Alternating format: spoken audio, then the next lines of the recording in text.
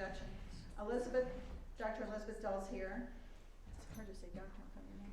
It's all right. Just because I'm not used to saying it. You don't have to. It's okay with it. And she and her sister put together this research. Her sister cannot be here. She is teaching at Virginia Tech. But her sister is a professor of fashion merchandising. Her name is Doris Kincaid. Professor of fashion merchandising and design at Virginia Tech. And she teaches apparel quality and merchandising and design strategies. And she had worked in doctoral and postdoctoral positions with Cone Mills and Greensboro and Russell Athletic. And so you can see that she had a great interest in textiles. And her textbooks include Sewn Product Quality, a Management Perspective, and her current research includes the history of North Carolina apparel industry. So Elizabeth and her sister have worked for many years working together, looking at the history of textiles across the country, but specifically really right here where we are for good reasons. So now I'm going to introduce Dr. Dahl. Is retired from David Hayward School of Arts and Design at High Point University, where I met Elizabeth. Her courses include textiles, two-dimensional design, pattern studies, residential design, and the history of interiors.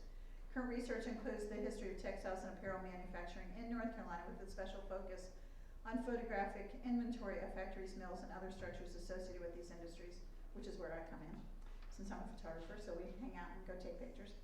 Over the years, 10 years, Dr. Dahl and Dr. Kincaid collaborated on a variety of projects, including textile and apparel industries in North Carolina, including the article, 200 Years of Textile Factories in the U.S. South, Assessment of Architecture for Vernacular Impact and Technology Change. Dr. Dahl's degrees are in interior design from UNCG and architectural history from Northwestern University. So thank you, and help me welcome Dr. Dahl. Thank you. It's very kind of you to come this morning. And this, as Benita was saying, Benita has been my colleague in various road trips trying to photograph or inventory the textile and furniture industries. I started on the furniture side with the buildings, and my sister started on the textile side. She has always been interested in apparel, and we kind of merged when buildings and apparel crossed. So she has, I guess we started actually actively photographing things maybe 15 years ago. Mm-hmm. The other piece that brought us together is basically living in North Carolina. And we moved to Durham in 1959 from Salem, Virginia. And I realized in thinking about this project that I lived in factory towns. And factory towns are really interesting places. I've lived in factory towns and I've worked in factory towns. I live in Winston-Salem now and worked at High Point for 25 years with Richard Bennington and Katie and Dr. Turpin. So but in thinking about it, the other piece that kind of brought us together was my grandmother sewed for us. Now, my grandmother she ran an office for an orthopedic surgeon for years. She was a really rather unusual woman. She went to work at the age of 18, in 1918, and worked her entire adult life, supporting a variety of things. My grandfather worked on the railroads. So that's another piece of interest that brings me to High Point, is that we grew up knowing fabric. I remember going with my grandmother to Dan River Mills. She loved to buy fabric, and she loved their plaids. And so she would go, and at that point in time, people would give you their employee card. She went and stood in line behind somebody in the employee shop with her fabrics, and whoever was either in front of her or behind her would say, "Oh yes, you can use my employee discount," and she did. So that's kind of how we get to that point. And then living in North Carolina, you realize suddenly that things shift. In the 1980s, they all began to change. And I began to look at, just for coming over here, I looked at my closet. I thought, surely I have something made in America. I found a shirt. I hate to admit it. That's about it. My jeans were made in Egypt. I have shirts that were made in Malaysia, Indonesia, China. My scarf probably was made in China. So And as we were going through the numbers, we started to research this particular research last spring she was on research leave and had found that all of the North Carolina labor reports beginning in 1887 have been digitized. And so she began going through the labor reports looking for apparel. I was going through numbers from the North Carolina Department of Commerce looking at manufacturing numbers. And I got really ultimately very depressed. It was like we started out with 400,000 employees, and over the course of 25 years, you're down to 20,000. And so I'm thinking, well, that's just really grim. But in looking at North Carolina was a major manufacturing state. It literally, I think, reinvented itself after the Civil War and came to, I don't know, it's an interesting state, and I decided that High Point is a very interesting town. It was self-promoted to a great extent. The editor, J.J. Ferris, the long-term editor of the Enterprise, every time he had an opportunity, he began to talk about the city and what it had to offer. And as we went through his information, High Point really had an unusual amount to offer at 1900. Between 1890 and 1900, it had paved some of its streets. It had created electrical power so that the mills that we're looking at were not run by steam generators. They were electrified. They had electric lights. There are telephone poles, telegraph. North State Tel came into existence before 1900. So it had newspapers, it had post office, it had a ready labor force. So it was a place where people were willing to invest. And literally, it invented itself following the Civil War, particularly in the 1880s, by the end of Reconstruction.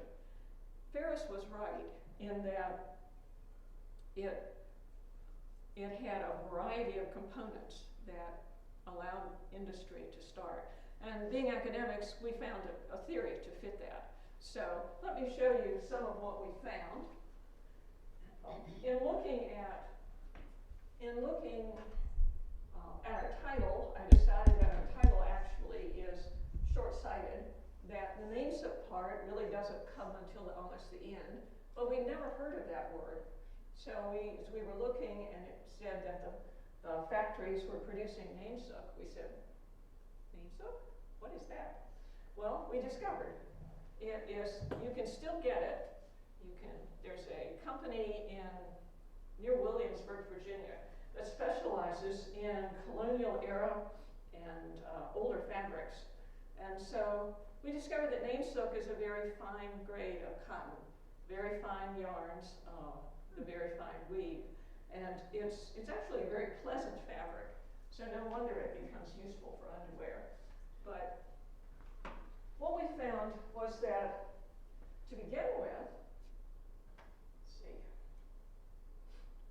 and our thanks, before we go anywhere, to Mr. Ferris, to the High Point Museum, to major online resources. The High Point Museum, through the city of High Point, has connected us to all sorts of interesting digital sources. There's something called Digital North Carolina, NCpedia.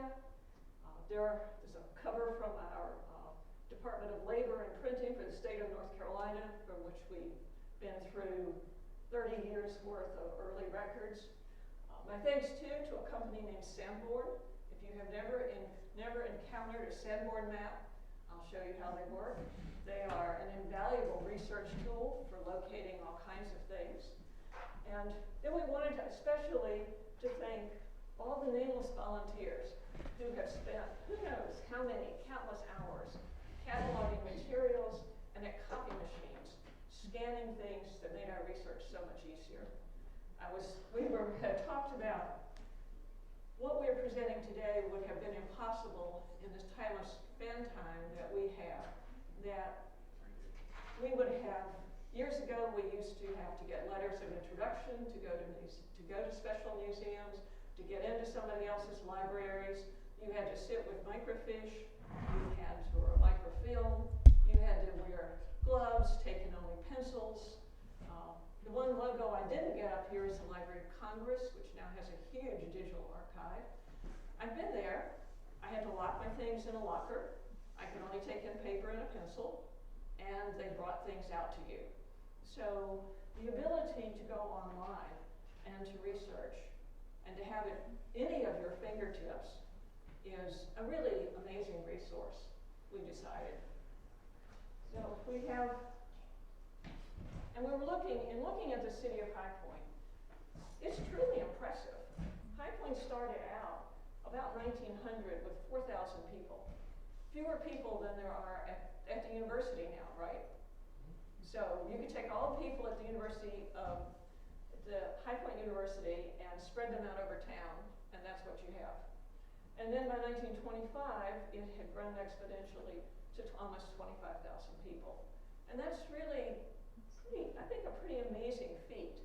You can see in the early photographs, the ones up on the upper left, upper right up there, and this one on the upper left, some of the earlier pictures, Main Street, even in these early photographs, in this photograph on the left has been paved, on the right it has not. But you can already see the telephone poles, the electrical poles, so that we know that High Point has light and electricity. And then so the two on the lower right and in the center are from the 20s. And you can see High Point has indeed grown. This is one of the big hotels that was in town. You can see the trolley lines. You can also, the bank, major bank was here. That was the other piece that High Point had, because it had banking. It had not only local banks, it had a national bank, and it had a branch of Wachovia out of what was still then Winston. And as we were looking, and I began thinking, well, where is everything? We've discovered, and these are the maps that you see on the right, were created by the Sanborn Company. They were fire insurance maps.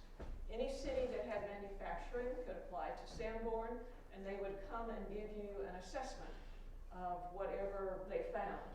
The buildings that are in pink are brick. The buildings that are in yellow are frame or timber.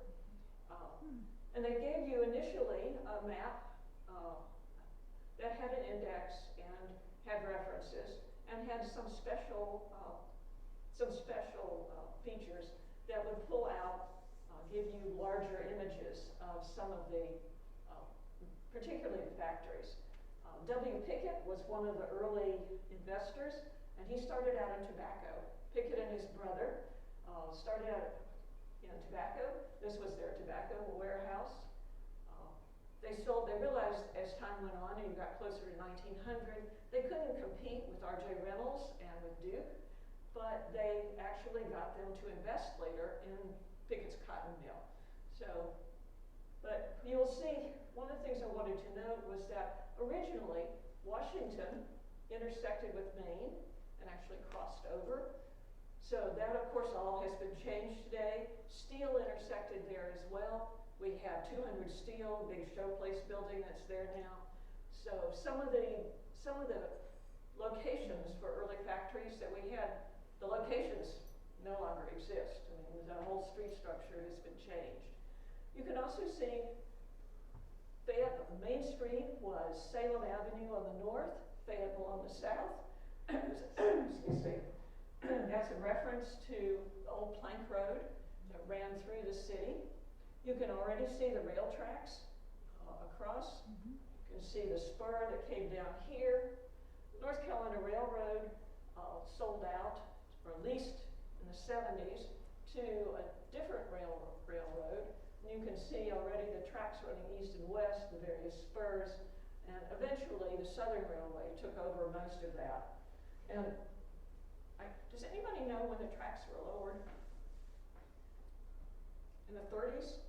Yeah, because my dad grew up here and he remembers seeing Roosevelt's funeral train come through and the tracks were already lowered at that time, so it was in the 30s. Okay. Yeah. So all the pictures that we have here show the tracks still at grade. So you can imagine, had they not been lowered, the kind of congestion and, I don't know, confusion that you have had High Point not been foresightful enough to do that at one point in time.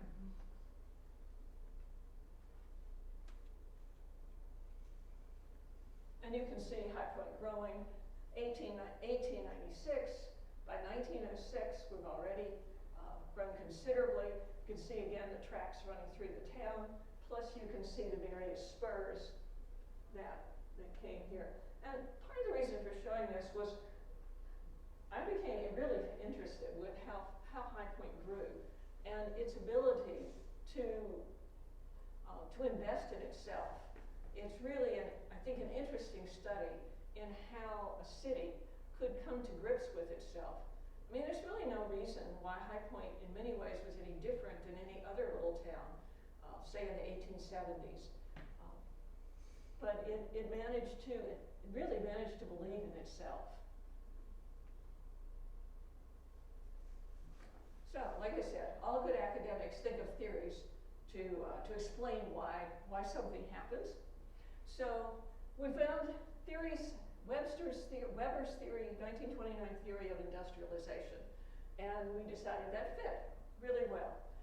It has one component needs to be transportation, one component needs to be labor, and one component needs to be the potential for agglomeration, what Weber called agglomeration. And transportation, lots of places had, labor, lots of places had, but this seems to be what made High Point unique to some extent. So we put those three pieces, it's called a Venn diagram, I've learned. Put the three pieces together, in the middle we have High Point, and then we put on the top of that the textile industry supply chain theory. And High Point had access to that. So it all seemed to come together in a good place. Transportation. Probably the key to this, and it's really one of those wonderful serendipitous kinds of things that happens, is that in the 1850s, there were several supporters of plank roads. And one of them was in Salem, a man named Fries, who was a good Moravian, but he was also owned a cotton and woolen mill and needed to get goods to market. So Fries and a variety of other of his colleagues supported the idea of a plank road, which ran from Salem to Fayetteville. That became important because the Cape Fear River is navigable all the way to Fayetteville. Well, if you can get your goods from Salem to Fayetteville, then you can get them to the coast, and you can get them then out into the rest of the world. And so that became very important for the interior of North Carolina. So even before the Civil War, in the 1850s, North Carolina was becoming a transportation center.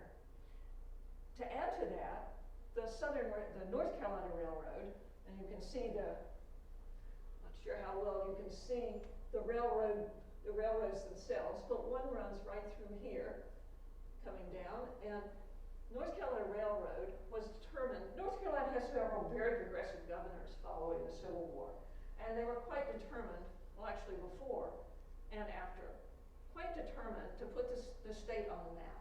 The state, if any of you remember North Carolina history, had the bad reputation of being the Rip Van Winkle state. And so they were determined that that was going to come to an end. So in the 1850s, the North Carolina Railroad charters, and they began working again from east, in this case from Goldsboro, to west, to wind up eventually in Charlotte.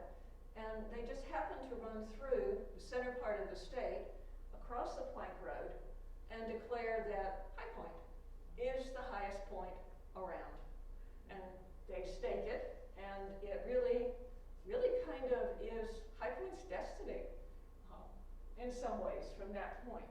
And you can see High Point, this was published in the mid-1920s by the Chamber of Commerce, another major promoter for the city, and it tells you how far you were. They were quite proud of the fact that you could get to Washington, D.C., you could get to New York, you could get to Chicago, Memphis, in however many hours and however many miles, given the number of trains that came through the city.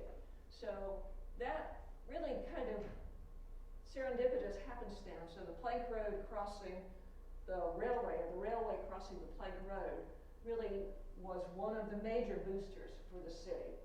And even prior to the Civil War, the city became, or the town then, became a shipping point for goods coming in from small towns like Danbury, like Eden, or and to the south like Randleman or Ashboro.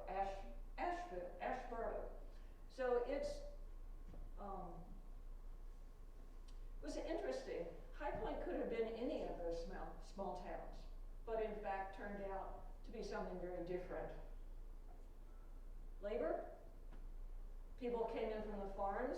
You're looking at 1870s, 1880s, 1890s. Well, we have a fair amount of labor out there. The South was not in good shape in this point in time. So if you could work in a mill and bring in money, then you could support your family. And in fact, you often brought your family with you. Children, among the labor reports, we find are major issues concerning child labor and compulsory education. So, but for the factories, it was a boon. So we have just a whole variety. Some of these, this is Amos Mill, we'll see it again. Some of these others are taken in North Carolina. This one is not. It was a sewing factory in, I think in New York. But often for sewing, garment construction, things were smaller here. But you can see why children would have been handy, given how packed in everything is. Children and women especially, they had nimble fingers, they were often smaller boned, and they could easily get in among the equipment to fix things, to keep them running in ways that a larger person, particularly a larger man, might not be able to. And then we have the potential for agglomeration. And this is where High Point seems to have truly excelled. This is not, by any means, all of the people who were involved in these early investments. This just looks at people who were involved primarily with textiles. So I've simply excluded all of the furniture people. So if you had another chart, you would have probably twice as many people. Although many of these, that was the one really interesting thing too about High Point, was that much of their capital is homegrown. They didn't wait on people to come in from the outside to begin to investing in the town. They managed to scrap together enough money to start a variety of businesses. And so you can see some of the older gentlemen in 1901, 1903, a whole other group, a man named Ed Kirkman, who owned retail. Let's see, Tate, who was furniture. Captain Rankin, he invested in a whole variety of things. He didn't seem to be particularly, didn't seem to matter. If it looked like it was going to make a profit. He was big in coffins. Pardon? He was big in coffins. Making coffins? Coffins, yes. I do remember that. So obviously a useful business to be in. So one that was not going to go away. Dr. Stanton, who seemed again to be, he was a practicing physician, but he seemed to be interested as well in investing and making money. One of the Reagans, R-A-G-A-N, there were several. Mr. Moffett was both in furniture as well as textiles, as well as retail. So many of them crossed lines.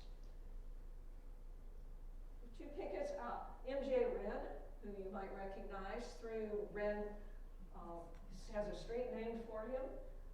Mr. Wren also was important in, probably better known, for his association with the beginnings of the Southern Furniture Exposition building. That's where he was best known. But he had an interest as well in apparel and began a company. Harris, you will recognize as the Harris family belonging to Harris Covington Mills, still in existence. Mr. Welch, who was, again, a major investor on whatever industry seemed to pop up. Probably the best known in textiles was J.H. Millis and J.H. Adams, who had a long-time partnership, whose company became best known as Adams Millis. J.E. Millis, the son, Kearns family, they crossed lines as well, both furniture and textiles. So, and they knew each other. They lived on the same streets. They were neighbors. I mean, we have 4,000 people. So they knew each other. They had, their children knew each other. One of Mr. Millis's sons and one of Mr. Pickett's sons were students together at Chapel Hill, for instance, so in the late teens. So they really invested in each other's ventures. It was a kind of really interesting, be interesting to sit down at some point, I just think, and figure out who connected to who. They married each other, daughters married their sons, and so you find a whole interesting interconnectedness that certainly made for the possibility of agglomeration. Before we look at the factories themselves, I wanted to just, as in passing, say that we're really only talking about four major fibers here. Cotton, which of course was locally grown in North Carolina, South Carolina, was easy to come by. Wool, I'm not sure where the wool was imported. There weren't too many sheep around, so that I'm not sure about. And I wanted to bring this to your attention. It's always been to me a kind of interesting curiosity. In the 1600s, when cotton began to become popular in Europe, Europeans didn't grow cotton. They knew nothing about cotton. And so when they started to talk about it or illustrate things, they assumed it was a little lamb. You can see this. These are little sheep popping out of this bush that Europeans were thinking, well, and the word for cotton in German is Baumwolle, which is literally a ball of wool. So Brands was one of the continuing factories. Silk, I found this particularly interesting. High Point had a silk mill, which I thought was really quite unusual, and in fact it was. Silk was one of the elusive fibers for the Americas. There were a variety of times when, both in the colonies and later, that American governments decided to try to get silk industry started. Well, apparently silkworms don't like American mulberry trees. So silk, to a great extent, has always been imported.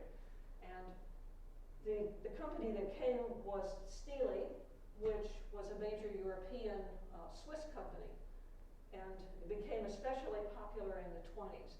But in 1903, Steely appears in High Point. And then rayon. Rayon is the first of the synthetic fibers. And it really is the only synthetic fiber until we get into the 1930s. So rayon, but there were, when Steely closed, Burlington Industries purchases the buildings and begins with rayon instead of using rayon for their products instead of the silk. So we'll show you those industries as well. But rayon was one of the substitutes for silk for hosiery for women. And here this one declares it is no hole and that it won't wrinkle. Rayon's major drawback for years was that it wrinkled badly. And those of you who have rayon garments may still know that. From farm to feet, into overalls, we decided. Particularly, any fiber starts this way. You start with fiber, you spin it into yarns or threads, and you have special yarns that go into making hosiery and socks, an old knitting machine, If you ever go to the Textile Museum in Glen Raven, they still have some of those. Or you can send it down through the textile mill into looms, and you come out with overalls. So mills, when you're spinning or weaving, you usually have a mill. When you are doing cut and sew or apparel, you usually have a plant or a factory. And this is what we found. this was our chart. So we put it all together. We're kind of ignoring Willowbrook or Empire Cotton at the moment. Willowbrook was the very first textile mill in High Point. It did not survive into the 20th century, but in fact it burned. It was a frame building, which is unusual for a mill. It burned twice. Ultimately, one of the investors got fed up and eventually simply moved to Greensboro. So, but it seems to have been, it opened in 1880, and it seems to have been in response to an earlier movement, which had to do to bring the mills into the South. Particularly editors of the Atlanta Constitution and the Courier in Charleston really began a campaign in the late 1870s, the early 1880s, to why should we send all of our cotton north? Why don't we make it ourselves? So the big campaign began, bring the mills to the fields. And I think Willowbrook and its early investors were part of that movement. Steele Brothers, we tracked down the Steele Brothers. They were attorneys. They did everything from being land agents in Wyoming to being attorneys for the city of High Point. But we found references to a retail store that they owned, but we never found references beyond the labor reports to any kind of mill or factory. So they're here, but they're not here. High Point pants, High Point overall, High Point shirt, Carolina shirt, and low trousers were really the first ventures for the city into the textile industry that had any kind of, beginning point. We would add to that Hudson overall. We divided our chart, our findings, into 4 phases. This was kind of the early phase, the cut and sew phase. This is the earliest to get into. It has the least overhead, requires the least amount of space. We found 2 of these that go on to survive. High Point overall will continue. High Point pants, High Point overall, and High Point and High Point shirt are all related and eventually all fold into the company that ultimately becomes Anvil Brands. Low trouser, unfortunately, Mr. Lowe was not as perhaps fiscally responsible as one might hope, and this enterprise folded because he embezzled. There was a big article in the High Point Enterprise saying he was vindicated and would pay back the money, but that seemed kind of to bring the end to things. Steely silk is kind of an unusual piece. Steely, when they came in 1903, had set up a big factory, big mills in Lancaster, Pennsylvania. Durham Hosiery decided, Durham was out of Durham, obviously, connected to Julian Carr, who was better known for a variety of things and assistance in Durham. He stayed for a while. And then High Point Hosiery, Hudson overall. And then, so the second phase is kind of a sorting out period when we have some of the garment industry continuing, but we also have the introduction of hosiery. And then the third phase was hosiery and its kind of beginnings and sort of uptake. And then the fourth phase, we begin to see other kinds of products. We're no longer really focused on simple fabric, but we see the beginnings of some of the other products, such as particularly men's underwear. No women's, it seems, that we could find, just men's. And the beginnings of, so this was a whole different phase of kind of experimentation, plus the continued hosiery development. And we quit about 1920. That was, once we get to 1920 with High Point, hosiery seems to become the major enterprise and moves forward with that. But who knows, we may get back. My sister's plan is to eventually get through all of the labor reports and figure out what's happening now. So we found this for 1913, and we created our key. We called this our garment district, kind of through here, because it had the early garments, High Point overalls, High Point shirt. On Main Street up here, we had High Point pants. We had several other. One of the things that was difficult was there were a variety of companies that worked in this area, which of course got all completely changed when Martin Luther King Drive was put through and Washington no longer intersected into Main Street. We found it interesting, all the smokestacks. High Point was really an industrial town. Breathing here must not have been too good in the early years. If you think about all of those smokestacks putting out all of that black smoke. Fortunately, most of the prevailing breezes are from the southwest, so most of it blew in the direction of Greensboro. But so living over here, living on this side of town was probably much more desirable. But one of the other things we noted was that often mills went in and got totally mixed up with residential areas. People lived all in and among them. Several very large houses are in here. You see, next to the mills, there was a church at one point in here. This becomes Piedmont Hosiery. This is High Point Hosiery, both of which become ultimately part of the Adams-Millis Corporation structure. Steely is 6 up at the top. It's the farthest out. That's out on Russell. So some of the buildings still exist. Others, of course, have gone on to serve other purposes. Pickett was way down here.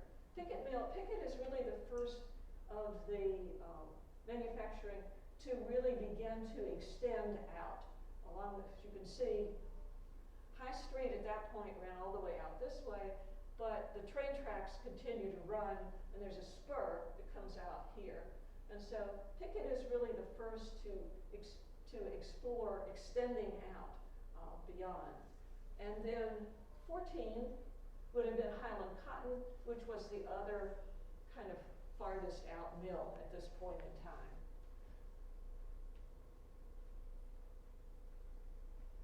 And that brings us to Adams and Millis. They don't begin as Adams-Millis Corporation. They begin first as High Point overalls, High Point hosiery mills, and across the street there was not very much. The old building for High Point overalls, which would have been this building, sadly it's long gone. There's a building in here that still remains. These buildings have come down. What remains of Adams-Millis is what's now Congdon Place, and is on the north side of the street. And you can see men in overalls, the universal work clothes at that point. High Point pants. A venture with Mr. Reagan and Mr. Welch, 2 of our kind of universal investors, and Mr. Pickett, who by this time has sold his tobacco business to James Duke and has moved on to invest in new ventures. And these were on Main Street. The best I can tell is that some of these buildings still exist.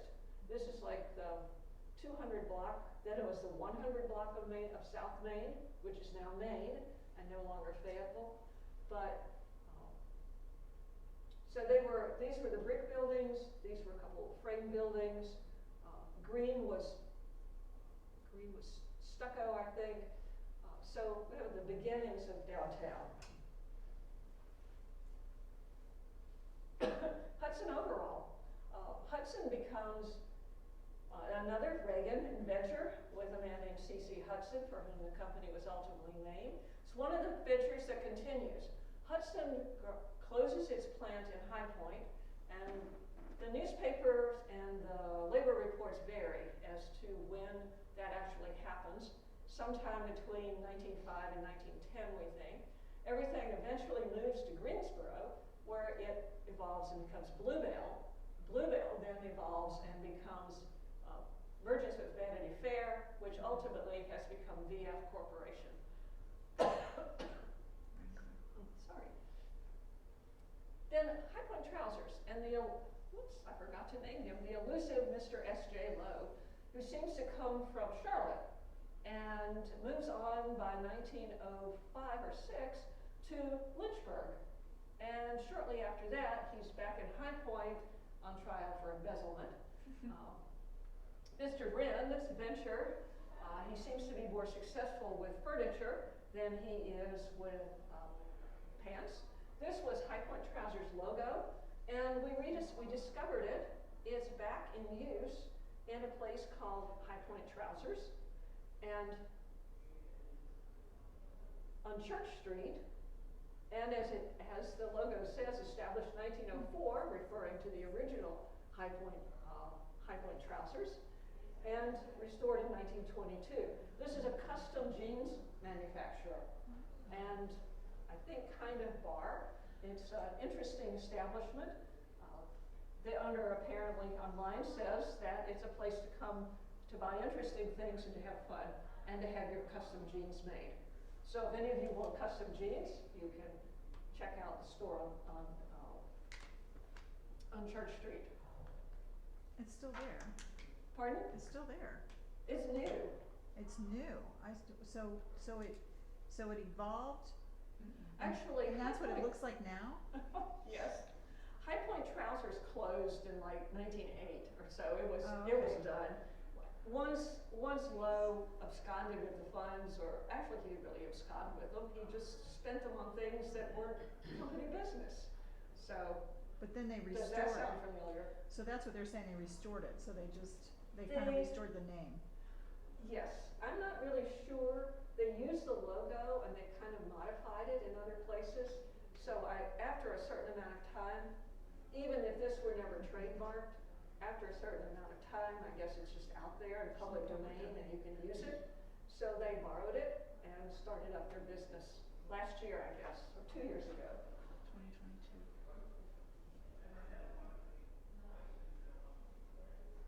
2022. Steely Mills. It became a really pretty sizable establishment. It was founded in 1903. Mr. Steely came from Switzerland. In the late 1890s, the U.S. had passed a tariff act. They're always passing tariff acts. Textiles are among the goods that get involved with fairly complicated tariff acts. And high tariffs, as much as 50%, had been placed on certain fabrics and fibers, and among them silk. So Mr. Seeley, being a good businessman, like car manufacturers these days, simply brought his mills to the U.S., first to Lancaster, Pennsylvania, and then to High Point, and established a really pretty good-sized mill. They dealt first with yarns, so they built what was called a throwing facility. You don't spin silk yarns, you throw them you unwind the cocoons and throw them to produce the long fibers. And it was an interesting plant. It had a little gazebo here. This was the office that looked kind of like a cottage. Women who worked in the mills were supposedly very well paid. And you can certainly see changes in fashion here. 1931, all the skirts are short, and so silk hosiery would have been particularly popular. Steely did not make silk hose. They made silk, what was called broadcloth, which was a slightly wider loom. And in the 1920s, Steely was an especially popular silk producer and invited a variety of photographers and well-known artists to produce fabric for them. And you can find a fair amount. The Metropolitan Museum has a very nice collection of what were called Americana prints. This is a matchbook and matches, and this is like nails or spikes that are part of that collection. So they were actually weaving? Pardon? They were actually weaving here? Yes, Okay.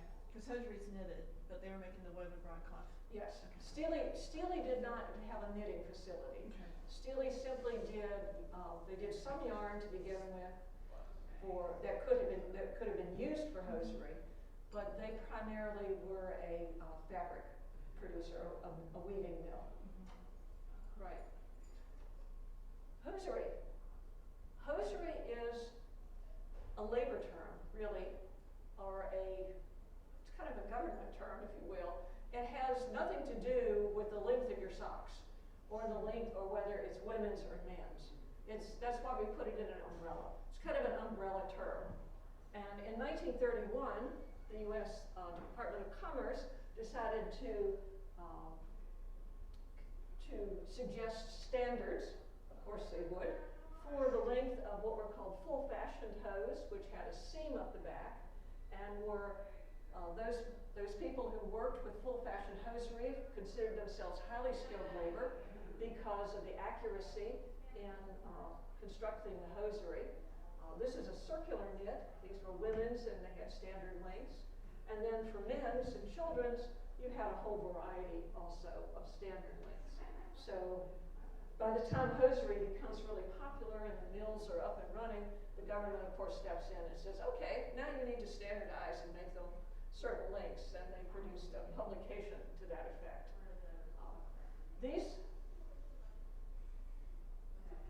were from, it's good to remember, these were from Slane's catalog from the 1950s for men's dress hosiery. Fashion changed. And so hosiery becomes especially important. Everybody has kind of gotten into the garment industry. And so when our investors, particularly like Adams and Millis, began to look around and say, well, maybe making shirts and pants and whatever is not going to make us as much money as we could, they began giving away socks as a promotional tool. Well, apparently the socks became more important and more popular than the overalls. There were fewer competitors. And so that prompts Adams and Millis, Durham Hosiery, to get into the business. And as you can see, between 1900 and the 20s, and this lady with her lovely silk hosiery, and silk dress probably, from the way it's sort of blowing in the wind there, that becomes a good move. And that really is what solidifies the textile industry in High Point. This was originally the overall factory, the shirt factory to begin with, the overall factory, and now it's transformed into part of High Point hosiery mills, Piedmont hosiery mills to the north. At this point, Adam and Millis are not consolidated. They're still operating under the individual mills. We can see some of them from old photographs. The one on the top was from 1912, was from a series that photographer Lewis Hine was hired really to document child labor issues in North Carolina. It was, so we said, children were part of families that came to work in the mills and were especially important, but there were also people in North Carolina who were very concerned about children being in the mills. It was not safe. So, Durham Hosiery. I thought Durham Hosiery was interesting. It's Durham Hosiery here. By 1924, it becomes a major factory for Anvil Brands. Anvil Brands is the spin-off, really, for the overalls that Adam and Millis were making.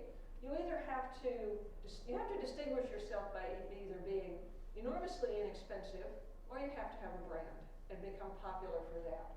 And with their overalls, the Anvil brand seemed to become especially popular. And today, of course, we have Showplace. So right in the middle of the parking lot, I figure, is probably where the factory once stood. So things change. But this is the sort of information that you can learn from the Sanborn maps.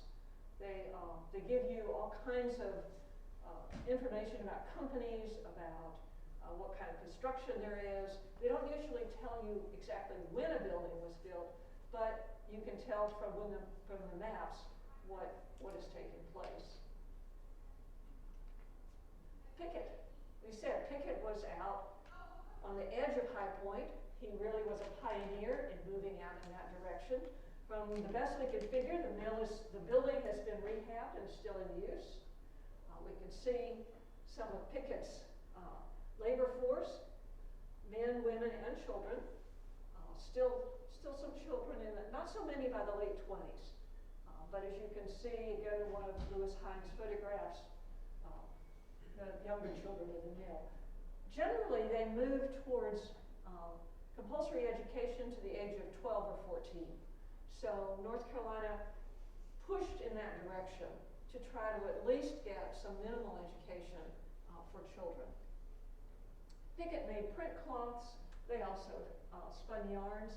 And they're one of the few mills that really came, one of the few weaving and spinning mills that became into the High Point, and really as a support. Once the hosiery industry begins to pick up steam, then we're back to making it ourselves again. So Pickett was, and you can see from the board of directors, Mr. Welch appears, Mr. Steele, Mr. Reagan, the Picketts, Elwood Cox, who was known for other things. Mr. Harris, we find again the connection to ultimately Covington and Harris, and Dr. Stanton all appear as directors. So we're pretty interwoven. Highland Cotton Mills. This is the other support industry really for beginning to provide yarns, and particularly yarns. You need a special yarn, yarns of certain weights for hosiery, and so Highland Cotton was established as a mill village. It's now on the National Register. I think there are plans and some things have been done to begin to rehab parts of it. The village still exists. The drawings that you can see from their letterhead, and then it's kind of a fanciful drawing of the mill itself.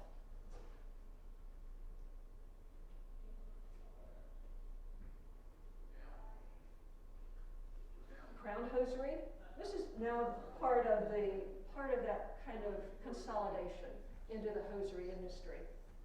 The Kearnses take some of their furniture money and put it into hosiery, Crown hosiery, which we see here. And at the end of the block, this is Hamilton Street here. At the upper end of the block, we can see the Silverknit hosiery mill. Silverknit does not come into production until the 20s. And remains in production. It's eventually bought by Adams Millis, but remains in production until the late 80s or early 1990s.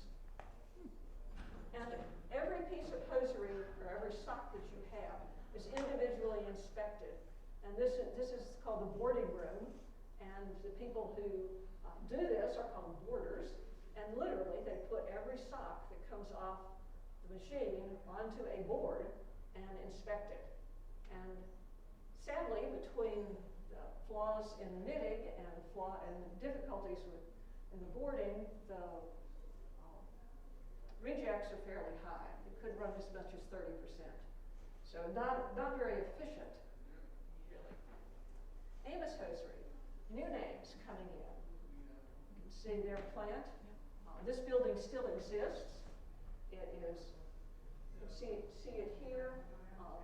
Mangum on one side, the rail spur is blonde now, but we can see, and this is a typical kind of look, a typical kind of construction. It's usually referred to as, in this part of the country, heavy timber frame construction, was brick with big windows, sometimes skylights. You had to have a building that was going to be sturdy. The floors were often wood to kind of absorb the vibrations. These are, if you've never been in a mill, they're noisy. And they're noisy, when you come out, you feel like you've been at sea and you're kind of like walking around on your sea legs again from the vibrations in them. But, and in this day and age, in the late teens and early 20s, they were also full of lint. These have been cleaned up for the pictures. Workers in the mills were often known as lint heads because their hair came out in full of lint. Brown lung was a real disease. I mean, you stood all day in the mill and it absorbed all those fibers. It was an issue. Fashions change again, and we have Kearns in a new venture. Standard underwear and Dylan Kearns underwear, and they all eventually seem to be absorbed under O.E. Kearns knitting, which we find up on the top. Although Kearns did some cut and sew, they manufactured apparently our Nainsook fabric, our Nainsook underwear, and presumably, given the look of this doesn't look like it's knitted. We're assuming that these gentlemen are in what was called men's athletic underwear or men's summer underwear. There's a golf flag in the background. Presumably, they're in the locker room discussing going out to play around golf there in the ad. And wearing shoes. Pardon? I think it's funny that they're wearing shoes. I know. Wearing shoes, and looks like they have on golf socks, which of course came down almost to your knee at that point, and what appear to be dress shoes, or perhaps they're golf shoes.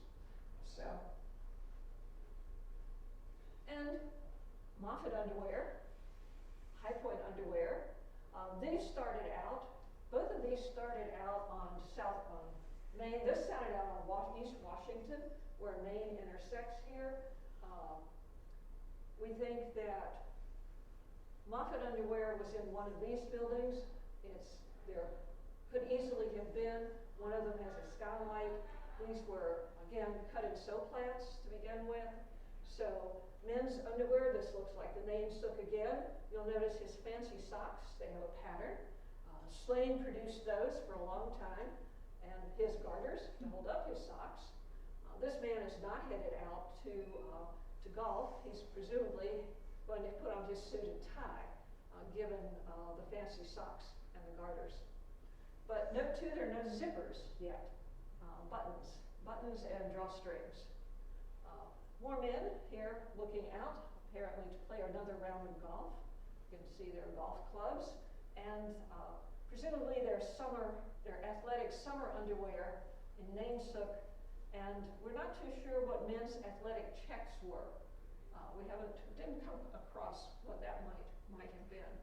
So, and then they moved out to a facility on North Main. What was North Main Extension?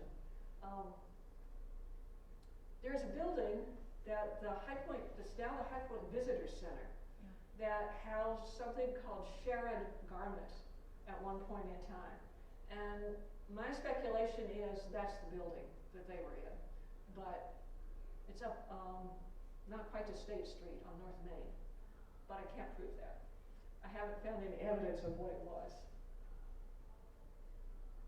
And then we have our two mills that are still functioning, Harris and Covington. We encountered Mr. Harris back there investing in other things before. Well, he eventually gets around to investing in his own mill with Gomer Covington.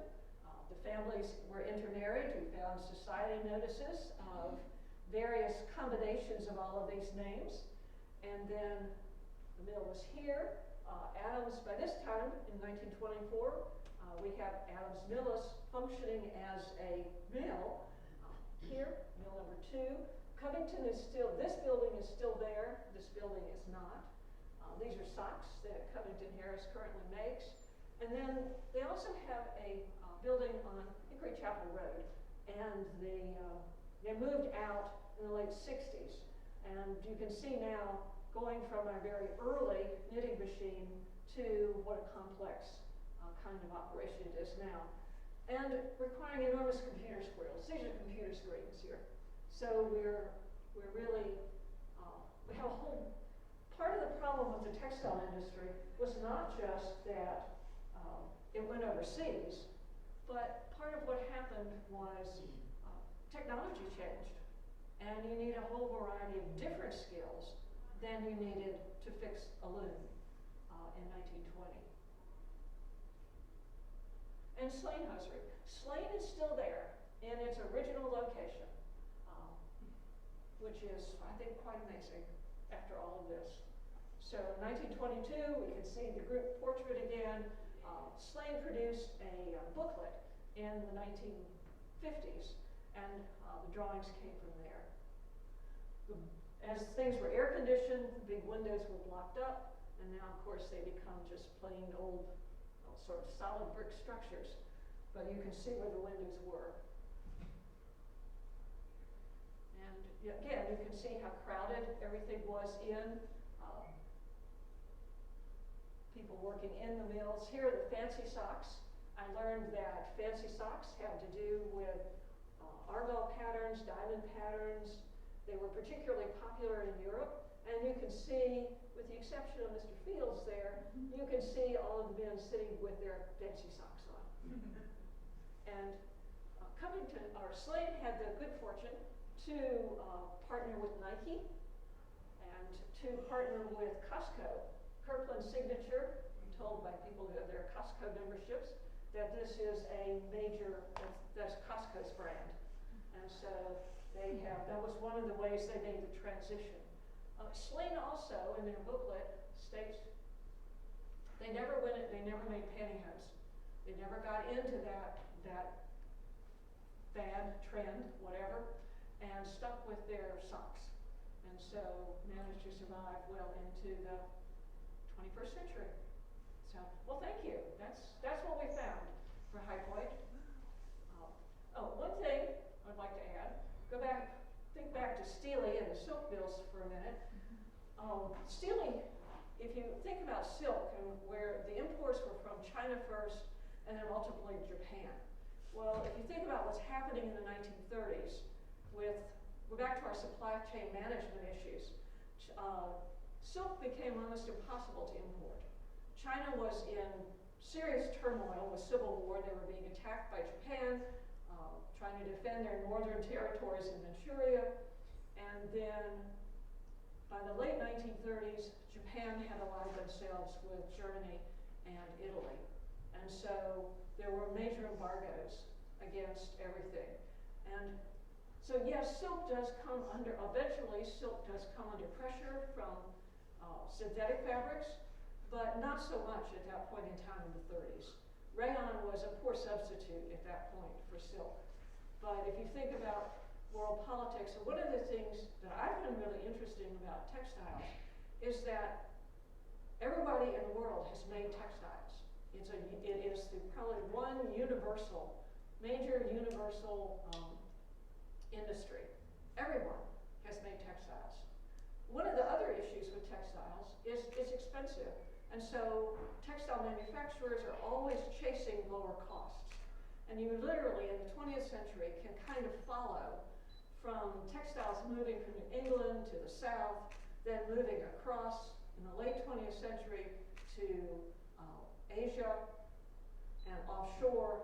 It's a constant battle. We're back to the whole thing of if you're going to make money, you have to figure out some way to do it. You have to have a brand that people buy, or you have to be cheap. And so it's an interesting, I think a really interesting industry. And the fact that Harris Covington and Slane have figured out how to negotiate all of those pieces and are still functioning over 100 years is really quite remarkable. So if you have Costco memberships, buy Kirkland socks. If otherwise, you can go to, if you like wool socks, Harris Covington is specializing in wool socks now. So if you like wool, I'm allergic to wool, sadly. But if you like wool socks, you can go online and you can buy lovely wool socks from Harris Covington. So that's it. That's what we found. Cool. So our next move, I guess, will be to continue into the 30s, 20s, and 30s, but probably not so much focus on North Carolina, on High Point at that point. We'll be back to apparel in other areas. We have to look at Charlotte, so about which I don't know very much. So, well, thank you all. I appreciate your coming. Yes.